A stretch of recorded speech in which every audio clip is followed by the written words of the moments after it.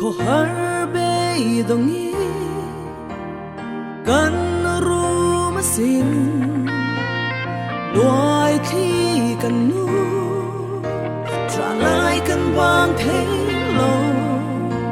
soi tu ren kan nei la ve ipui na chau kan ma ke ipui na chau kan ma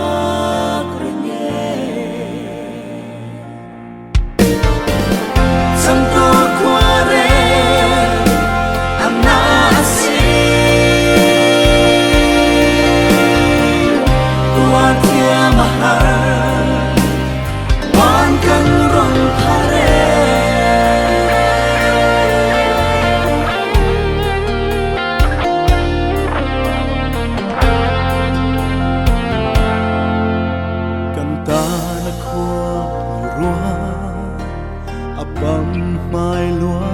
e ma se ta a khanu rem roa thi soi tu ren kan nei lo ve ipui na chau kan ma ke ipui na chau kan ma nge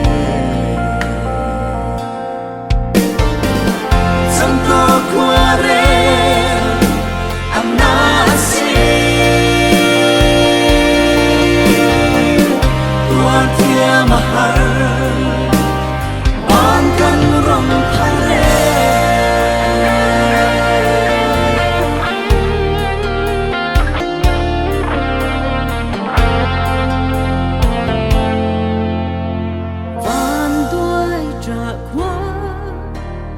ta na se lúa e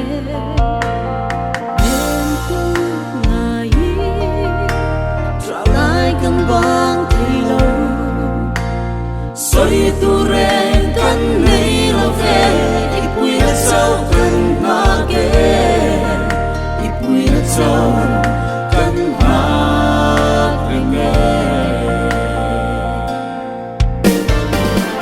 sang ko kwa re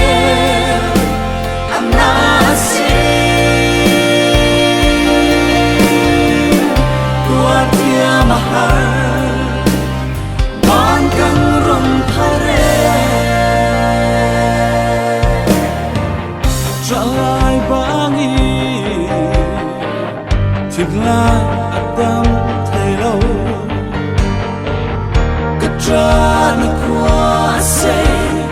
đón mang nghe